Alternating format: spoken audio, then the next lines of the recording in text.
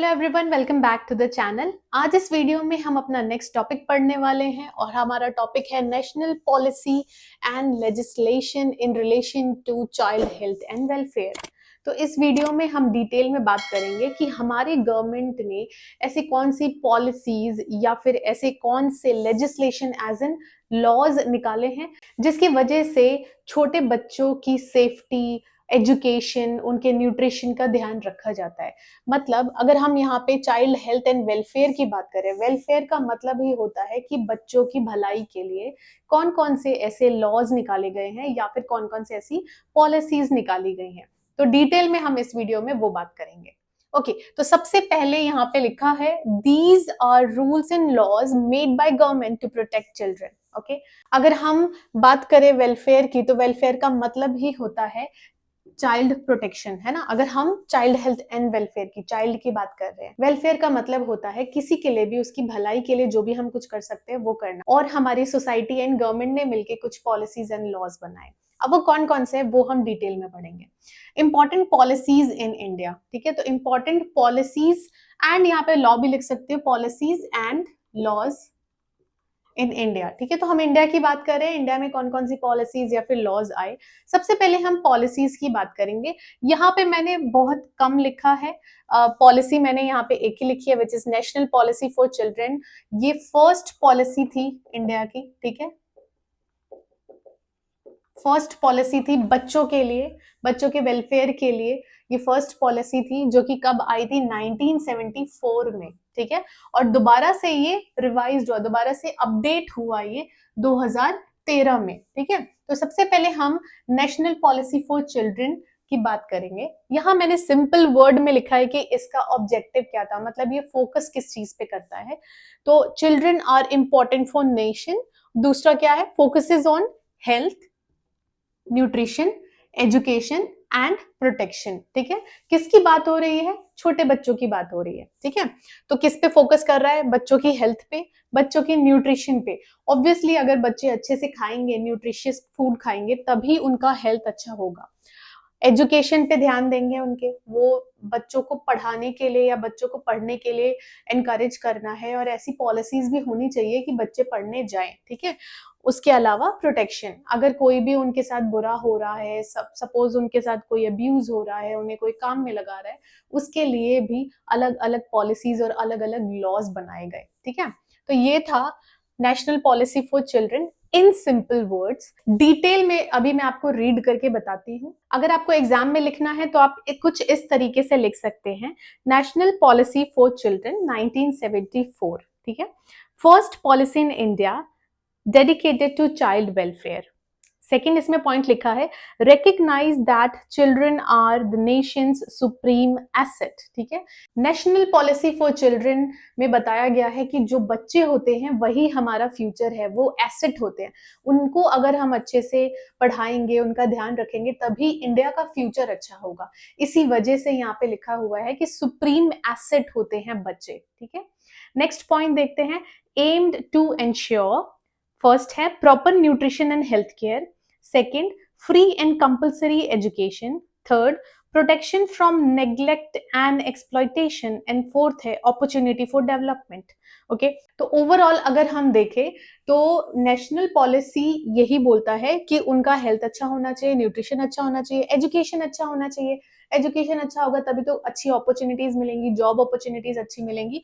उसके अलावा उन्हें प्रोटेक्ट भी करना है किसी भी एक्सप्लॉयटेशन से या किसी भी अब्यूज से। ओके, नेक्स्ट पॉलिसीज जो हैं हम उसकी बात कर लेते हैं। तो नेक्स्ट पॉलिसी है second, which is national policy on education, जो कि 1986 में आया और दोबारा से रिवाइज हुआ ये 2020 में, ठीक है। इसके कुछ पॉइंट्स भी यहाँ मेंशन्ड हैं, जैसे stressed universal access to education for all children, promoted early childhood care and education, focus on inclusive education for disabled and underprivileged children, and last है NEP 2020 emphasizes holistic multidisciplinary learning from 3 years onward. Okay, तो ये जो policy है इसके according बच्चों को education provide करना बहुत ज़रूरी है, और सिर्फ नॉर्मल बच्चों की नहीं, जो डिसेबल्ड हैं या जिनको कोई और इश्यूज हैं, उन बच्चों के लिए भी एक स्पेशल क्लासेस होनी चाहिए। जैसे आपने देखा होगा ब्लाइंड जो भी पर्सन है या डेफ एंड डम होते हैं, उनके लिए एक अलग से क्लासेस होती हैं, जिसमें उनके बुक्स भी अलग होंगे, उन साइन लैंग्वेजेस होते हैं वो वैसे पढ़ते हैं, ठीक है।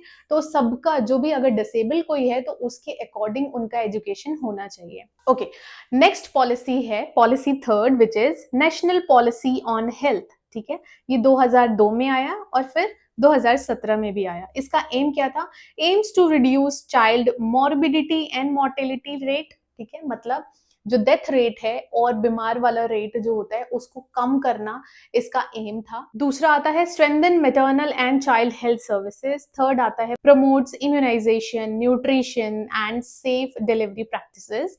लास्ट है encourages universal access to child health services. अब इसका क्या मतलब है? ये स्ट्रेंथन करता है चाइल्ड और मदर हेल्थ सर्विसेज को, मतलब सिर्फ बच्चे को ही नहीं, मदर को भी एक हेल्दी सर्विसेज मिलनी चाहिए उसकी हेल्थ को लेकर, वो ये स्ट्रेंथन करता है। इम्यूनाइजेशन हो गए या फिर अलग अलग ट्रीटमेंट्स हो गए, ये सब प्रोवाइड करना इसका एम था। नेक्स्ट पॉलिसी है नेशनल न्यूट्रिशन पॉलिसी, जो कि 1993 में आया। ये एड्रेस करता है, it addresses malnutrition among children and mothers, focuses on nutrition education, supplementary feeding programs, growth monitoring and health checkups, prevention of micronutrient deficiencies. अब ये न्यूट्रिशन नाम सुन के ही आपको पता लग रहा है कि जब तक आपको नॉलेज नहीं होगी कि क्या खाना चाहिए, क्या अवॉइड करना चाहिए, आप कैसे अवॉइड कर लोगे, आप कैसे खा लोगे? अगर मुझे पता ही नहीं है कि विटामिन सी मुझे किस चीज से मिल रहा है तो मैं वो खा ही नहीं पाऊंगी। अगर मुझे कोई बोल देता है कि अगर आप एक ऑरेंज खाते हो तो आपको विटामिन सी बहुत अच्छे से मिलता है, बट वही अगर मुझे अच्छे से नॉलेज होगी कि एक ऑरेंज के जगह अगर मैं एक आंवला खाती हूँ तो वो ज्यादा बेनिफिशियल है क्योंकि उसमें ज्यादा विटामिन सी होता है। तो ये क्या है? एजुकेशन है। ओके, तो हम एजुकेशन प्रोवाइड करते हैं न्यूट्रिशन के लिए, सो दैट मदर को भी न्यूट्रिशन मिले, बच्चे को भी न्यूट्रिशन मिले, और जितने भी न्यूट्रिशन से रिलेटेड प्रॉब्लम्स होती हैं वो हम अवॉइड कर पाए। नेक्स्ट पॉलिसी है national policy for empowerment of women, जो कि 2001 में आया। ये प्रमोट करता है the health and education of girl child, focuses on eliminating gender discrimination, ensures equal right and opportunities for girl। तो वुमेन एम्पावरमेंट ये वर्ड जो है ये बहुत ही ज्यादा फेमस है, एंड आजकल आई थिंक हर एक किसी को पता होता है कि वुमेन एम्पावरमेंट का क्या मतलब है। वुमेन एम्पावरमेंट का मतलब है कि इक्वल राइट्स उन्हें दी जाए। जॉब अगर कोई कर रहा है तो वहां पे डिस्क्रिमिनेशन नहीं हो कि लड़का है तो उसको जल्दी प्रमोशन मिल जाएगी। काम के बेसिस पे उन्हें जज किया जाए, ना कि उनके जेंडर पे उन्हें जज किया जाए। नेक्स्ट पॉलिसी है national policy for children. National policy for children 2013 में आया। नेक्स्ट आ जाते हैं हमारे पास कुछ एक्ट्स। ठीक है, तो सबसे पहले हम पढ़ेंगे पॉक्सो एक्ट। ये अगर आप लोगों ने कोई वेब सीरीज देखी हो, सीरियल देखा हो या फिर अपनी न्यूज देखा हो तो आपको उससे पता लग सकता है कि पॉक्सो एक्ट क्या है। पॉक्सो एक्ट 2012 में आया। पॉक्सो का फुल फॉर्म बहुत इंपॉर्टेंट है, ये क्वेश्चन पूछा भी जाता है। तो पॉक्सो का फुल फॉर्म होता है the protection of children from sexual offence. ठीक है, प्रोटेक्शन का POCSO, ठीक है, स्टैंड्स फॉर पॉक्सो। बहुत इंपॉर्टेंट है ये पॉक्सो एक्ट। अब ये पॉक्सो एक्ट करता क्या है? Protect children from sexual abuse. ठीक है, किसी भी बच्चे पे सेक्सुअल अब्यूज हो रहा हो तो उसको प्रोटेक्ट करना, जो भी विक्टिम है उनको बचाना, और जिसने भी किया है ये क्राइम उसको पनिशमेंट देना, ये सब आता है पॉक्सो एक्ट के अंदर। ठीक है, तो इसको अभी डिटेल में पढ़ते हैं। The protection of children from sexual offences POCSO act 2012 is an Indian law designed to protect children under 18 from sexual assaults, harassments, and pornography. It focuses on child-friendly legal procedures, strict punishment for offenders, and ensure the privacy and safety of child victim. दूसरा एक यहाँ पे star point लिखा है, cases are tried in special courts to ensure fast and safe justice. ठीक है, तो POCSO act के अंदर क्या होता है? बच्चे को बचाना, बच्चे की सेफ्टी को इंश्योर करना, और ये भी इंश्योर करना कि जिस बच्चे के साथ भी बुरा हुआ है, जो भी विक्टिम है, उसको हम पब्लिकली उसकी आइडेंटिटी रिवील नहीं करें कि सभी उसको दूसरे नजरिए से देखे या फिर फर्दर उसको कोई और प्रॉब्लम्स हो, तो इसके लिए एक स्पेशल कोर्ट होता है जहाँ पे फास्ट और जो ट्रायल्स होते हैं वो बहुत जल्दी होते हैं और बच्चे की सेफ्टी को भी ध्यान में रखा जाता है, बच्चे की सेफ्टी को भी ध्यान रखा जाता है। ये जो कोर्ट्स होते हैं बहुत चाइल्ड फ्रेंडली कोर्ट होते हैं और जो पनिशमेंट है वो बहुत ही ज्यादा स्ट्रिक्ट पनिशमेंट होती है। नेक्स्ट जो हमारी पॉलिसी है वो है राइट टू एजुकेशन एक्ट। ठीक है, ये 2009 में आया। राइट टू एजुकेशन एक्ट का क्या मतलब है कि सभी एक एक बच्चे, छोटे से छोटे बच्चे जो हैं 6 to 14 के बीच में, उनका खुद का राइट है कि उन्हें एजुकेशन मिलना चाहिए। तो 6 से 14 साल के बच्चों को एजुकेशन मिलना ही चाहिए। ठीक है, ये डिटेल में पढ़ते हैं। राइट टू एजुकेशन, जिसको हम RTE एक्ट भी बोलते हैं, guarantees free and compulsory education for children 6 to 14 years, promotes inclusive education and equal opportunity for all children। इसका क्या एम है कि एक तो सारे बच्चों को एजुकेशन मिलनी चाहिए, दूसरी चीज सभी बच्चों को इक्वल ट्रीटमेंट मिलनी चाहिए। नेक्स्ट आते हैं हम child labour act 1986। Child labour act 1986 में आया, जो कि कहता है stops children from working in dangerous jobs. ठीक है, जैसे कुछ फैक्ट्रीज में काम करते हैं जहां पे बहुत ही ज्यादा रिस्की चीजें हैं, केमिकल्स हैं, या फिर इक्विपमेंट्स बहुत हैवी हैं जहाँ पे बहुत ही ज्यादा रिस्क है बच्चों को चोट लगने के लिए, तो ऐसे जगह पे बच्चों का काम करना मना था। और ये किस एक्ट में लिखा है? चाइल्ड लेबर एक्ट में लिखा है 1986 में। लेकिन दोबारा ये जो एक्ट है 2016 में इसका अमेंडमेंट हुआ। अमेंडमेंट एज इन कुछ चेंजेस लाए गए, क्योंकि यहाँ लिखा हुआ था कि जो बच्चे हैं उनको डेंजरस जॉब नहीं करवाना है, लेकिन जो 2016 में आया उसने बोला कि कोई भी जॉब 6 घंटे से ज्यादा छोटे बच्चे नहीं कर सकते। छोटे बच्चे एज इन जो 18 साल से कम वाली एज के हैं, तो वो बच्चे 6 घंटे से ज्यादा कोई भी जॉब नहीं करेंगे, नाइट शिफ्ट्स नहीं करेंगे, डेंजरस फैक्ट्रीज में काम नहीं करेंगे। तो इसको डिटेल में पढ़ते हैं। Child Labor Act 1986 is a law that bans children under 14 from working in dangerous jobs and restrict them in others to ensure they can attend school.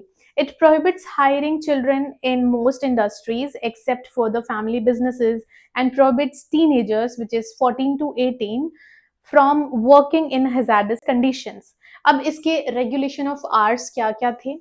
When allowed to work, children cannot work more than 6 hours a day, including rest, no overtime, no night shift या no night work between 7 PM to 8 AM। Okay, और next हम penalties पढ़ेंगे कि penalties क्या क्या थी। तो penalties, employers can face imprisonment, जो कि था 3 महीने से 1 साल तक का, और उन्हें फाइन भी लग सकता था 10,000 से 20,000 का फॉर वायलेटिंग दीज रूल्स। ठीक है, तो ये था अबाउट चाइल्ड लेबर एक्ट। मतलब 14 साल से नीचे वाले बच्चे जो हैं उनको काम करने देना नहीं है, और 14 से 18 साल के जो बच्चे हैं उनको अगर वो काम कर भी रहे हैं तो नाइट शिफ्ट नहीं कर सकते, हजार्डस कंडीशन में काम नहीं कर सकते, जैसे केमिकल फैक्ट्रीज हो गए, ये सब में काम नहीं करना है। और अगर वो काम करते भी हैं तो सिर्फ 6 घंटे के लिए काम करेंगे विद रेस्ट। ठीक है, ऐसा नहीं है कि 6 घंटे मतलब विदाउट रेस्ट काम करवा रहे हैं, विद रेस्ट 6 घंटे काम करेंगे।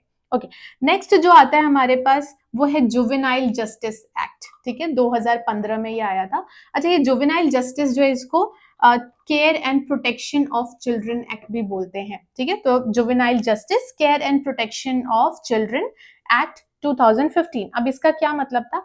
ये प्रोटेक्शन प्रोवाइड करता था ऑर्फन्स और अबेंडेंड चिल्ड्रन को, मतलब जिनको माँ बाप ने छोड़ दिया है या फिर जिनके माँ बाप की डेथ हो गई है, ऐसे बच्चों का ध्यान रखना, ऐसे बच्चों को सेफ्टी प्रोवाइड करना, ये आता था इस एक्ट के अंदर, जुवेनाइल जस्टिस एक्ट। ठीक है, अब इसको डिटेल में पढ़ते हैं। Juvenile act 2015 is a law designed to protect, treat and rehabilitate children under 18, focusing on reform rather than punishments.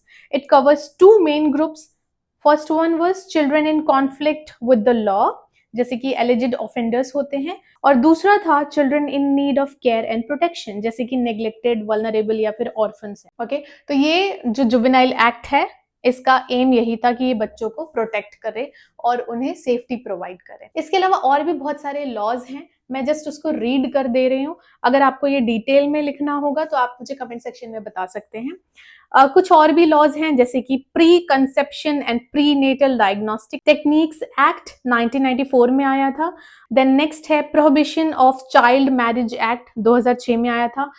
इस एक्ट ने बताया था कि 18 साल से नीचे लड़कियां और 21 साल से नीचे लड़कों की शादी नहीं होनी चाहिए। ये इलीगल है, अगर कोई कंप्लेन करेगा तो उसके अगेंस्ट पनिशमेंट हो सकती है। नेक्स्ट आता है national commission for protection of child rights act 2005 में आया था ये। नेक्स्ट है इमोरल ट्रैफिक प्रिवेंशन एक्ट 1956। इसमें चिल्ड्रन एंड वुमेन का जो ह्यूमन ट्रैफिकिंग और प्रोस्टिट्यूशन होता था उसके लिए पनिशमेंट्स वगैरह डिसाइड की गई थी। नेक्स्ट है इन्फेंट मिल्क सब्स्टिट्यूशन, जो कि regulation of production supply and distribution act है 1992 में आया था ये। एंड लास्ट है the person with disabilities act, ये 2016 में आया है, जो कि इंश्योर करता है कि जो भी डिसेबल पर्सन है उनके राइट्स, एजुकेशन एंड रिहेबिलिटेशन वगैरह सब कुछ इंश्योर करना है, सेफ्टी इंश्योर करना है। So this was all about national policies and legislation in relation to child health and welfare.